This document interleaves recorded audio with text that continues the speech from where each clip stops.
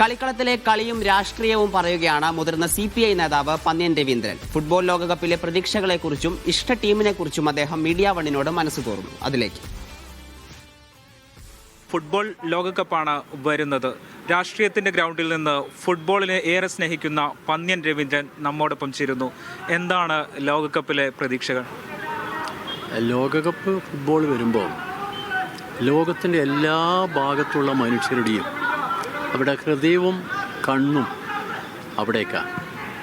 ഒരു പന്തില്ലേ, നമ്മളെ കാറ്റിറച്ച പന്ത്, ആ പന്തിൻ്റെ ചലനങ്ങൾ നോക്കിക്കൊണ്ട് കോടാനുകോടി മനുഷ്യർ ഒരേ കേന്ദ്രത്തിൽ നോക്കുന്നൊരു സന്ദർഭം. അതാണ് വേൾഡ് കപ്പിൻ്റെ പ്രത്യേകത.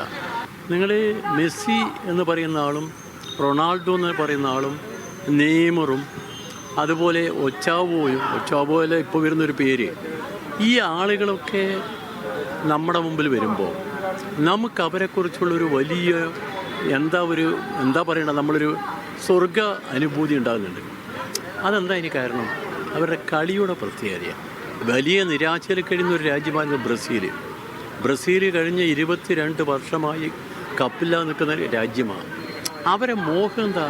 ഒരു കപ്പാണ്. 5 തവണ കപ്പ് കിട്ടിയ ആളുകളാണ് അവർ. സഖാവിൻ്റെ ഇഷ്ട ടീമാണ് ബ്രസീൽ. അപ്പോൾ ഇത്തവണ കപ്പടിക്കോ? അല്ല, കപ്പടിക്കാൻ അവർ കളിക്കും, നന്നായി കളിക്കും. ഇത്തവണ അങ്ങനെ ഉറപ്പിച്ച് പറയാൻ കഴിയുന്നില്ല.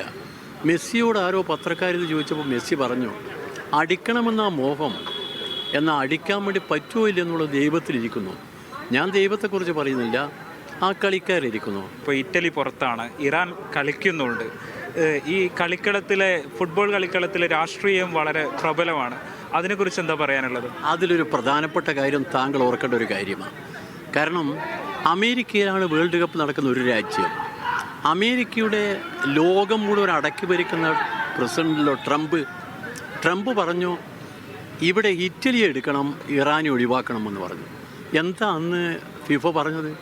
ഫിഫയുടെ പ്രസിഡന്റ് പറഞ്ഞ വാക്ക് വളരെ ശ്രദ്ധിക്കണം. സാധ്യമല്ല. എന്താ അങ്ങനെ പറയാൻ കാരണം? ലോകത്തിലെ എല്ലാ രാജ്യങ്ങളും 211 രാജ്യങ്ങളാണ് ഇപ്പോൾ ഫിഫയിൽ അംഗത്തുള്ളത്.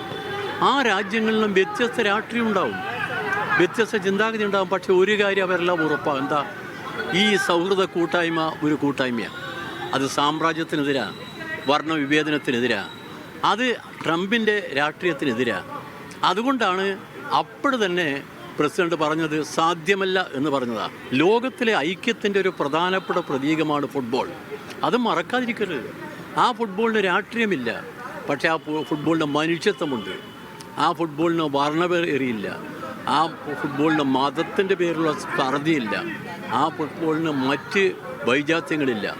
അവരെല്ലാവരും മനുഷ്യ സ്നേഹത്തിൻ്റെ മന്ത്രമാണ് ആ ഫുട്ബോൾ. എൻ്റെ മനസ്സിൽ വ്യാഴാഴ്ച മുതലുള്ള ദിവസങ്ങൾ ഇനി എങ്ങനെ ആയാലും തിരക്കുള്ള കാണാതിരിക്കാൻ പറ്റില്ലല്ലോ. ആ കളിയിലെ ഓരോ നിമിഷങ്ങളും വിട്ടാൽ പിന്നെ കാണാൻ കഴിയില്ല. ഈ ഫുട്ബോളിൽ അങ്ങനെയാണ്, ഏത് സമയത്താണ് മർമ്മം വരുന്നതെന്ന് പറയുകയില്ല. ആ മർമ്മം വിട്ട് കഴിഞ്ഞാൽ പിന്നെ നമ്മൾ എന്ത് ചെയ്യും? ഞാൻ പലപ്പോഴും ധരിക്കും, ഈ ഫുട്ബോൾ ഇങ്ങനെ കാണുന്നതിനും ഭേദം നമുക്ക് TV കാണുന്നത്. കാരണം എന്താ? ഈ ക്യാമറ കണ്ടുകൾ ഒപ്പിയെടുക്കുന്ന പ്രധാനപ്പെട്ട ഭാഗങ്ങളില്ലേ, അവയൊക്കെ തന്നെ നമ്മുടെ മുമ്പിലേക്ക് വരുമ്പോൾ എന്തൊരു ആവേശം നമുക്ക്.